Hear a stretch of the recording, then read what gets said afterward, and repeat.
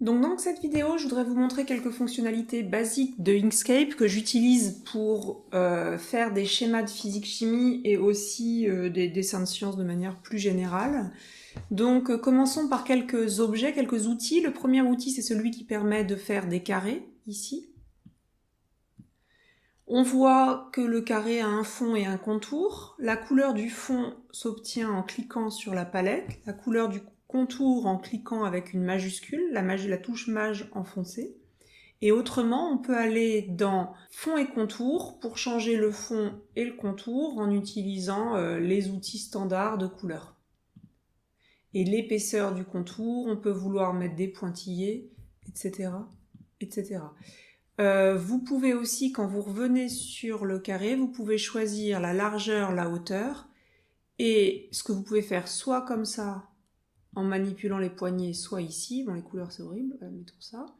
Et ici, avec la poignée ronde, vous pouvez venir arrondir facilement pour faire un carré à bord rond, et en cliquant ici, vous revenez au carré à bordure. Oups. Remets en plein. Maintenant, si vous voulez faire une autre type de forme, vous pouvez facilement faire un rond. Le rond, soit vous le dessinez juste simplement comme ça, et vous avez une ellipse, soit vous gardez la touche CTRL enclenchée, et du coup ça vous permet d'avoir des proportions régulières.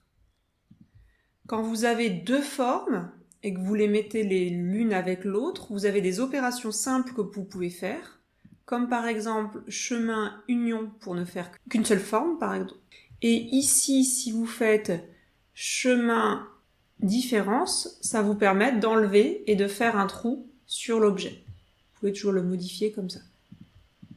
Cet objet, en fait, maintenant est devenu un chemin, parce qu'ici, vous voyez apparaître des petits nœuds, mais on va en reparler. Donc, voici une première façon de faire des figures, des formes dans Inkscape. La deuxième façon, c'est d'utiliser l'outil courbe de Bézier, qui permet clic, je lâche, double clic ou entrée, j'ai fini, de faire des traits. Alors on peut faire une ligne droite, c'est juste deux traits. Ici, on a deux segments de droite. Si je prends l'outil éditer les nœuds, je vois qu'ils sont reliés par des nœuds bien anguleux. Je peux aussi faire des courbes. Pour ça, je clique, je garde le bouton allumé, enclenché, je tire, je relâche, ça me fait une tangente. Je clique, je tire, une deuxième tangente. Je clique, je tire, je tire, je clique, je tire. Quand j'ai fini, soit je fais un double clic, soit je fais entrer. Je remets une épaisseur raisonnable. Cette courbe, elle n'est pas forcément très jolie. Je peux venir ensuite, avec l'outil ici, éditer les nœuds ou les poignées de contrôle. Je peux venir bouger les tangentes, les changer, etc. J'ai aussi un outil un peu magique. On peut sélectionner le chemin et utiliser le raccourci CTRL-L qui va adoucir la courbe progressivement et la rendre plus régulière. En cliquant plusieurs fois CTRL-L, CTRL-L, CTRL-L, CTRL-L. Si je veux la mettre en couleur, si je clique juste une fois, en fait, je clique sur l'intérieur de la courbe et le contour, en maj clic. Je peux maintenant vouloir les aligner, ces objets, ces trois objets. Alors, pour les aligner, j'ai une fonction ici qui va me permettre de les centrer verticalement, ou bien de les centrer horizontalement. Et je peux, une fois qu'ils sont centrés, par exemple, centrés verticalement, je peux leur demander à ce qu'on les mette entre leurs centres un écart régulier, ou bien entre leurs sommets, etc., etc. Je peux aussi utiliser ces outils sur les nœuds. Il faut pour ça que je sélectionne des nœuds dans un objet qui en a. Là, par exemple, j'ai 3 nœuds. Et je peux demander à ce que ces nœuds soient mis au même niveau, à ce qu'ils soient mis sur le même point, enfin sur la même ligne verticale, ou bien qu'ils soient régulièrement espacés. Parfois, je vais rencontrer des difficultés à mettre un objet exactement là où je veux. Inkscape va le mettre un peu à ma place. Ça veut dire que j'ai du magnétisme qui est activé. Et avec ici, ces boutons sur la droite, je peux l'activer ou le désactiver. Moi, dans un premier temps, je vous conseille de le désactiver. Donc, ensuite, un autre outil important, c'est de pouvoir utiliser des calques. Là, pour le moment, on a tout mis sur une même feuille de papier, entre guillemets. On peut gérer le niveau de qui est au-dessus de l'autre en utilisant ici mettre au fond, mettre en premier, enfin remonter, mettre en premier, pour gérer qui est en dessous de qui. Et ça, on peut aussi le gérer par des calques, comme si on empilait des feuilles de papier calque.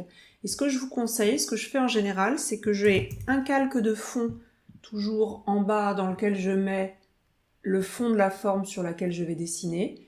Et puis, j'empile les calques de dessin en fonction de, par exemple, le fond Pour les graphes, je vais avoir le quadrillage, et puis au-dessus la courbe, et puis au-dessus le texte. Enfin, dernière chose à vous montrer, l'export. Donc exporter au format PNG. Si c'est pas ouvert, vous l'ouvrez par ici, fichier, exporter au format PNG. Vous pouvez choisir d'exporter toute la page, ce qui est en dehors de la page ne sera pas exporté. Le dessin, c'est ce que je choisis en général. La sélection, par exemple si j'ai cet objet de sélectionner, ça me permet de n'exporter que cet objet.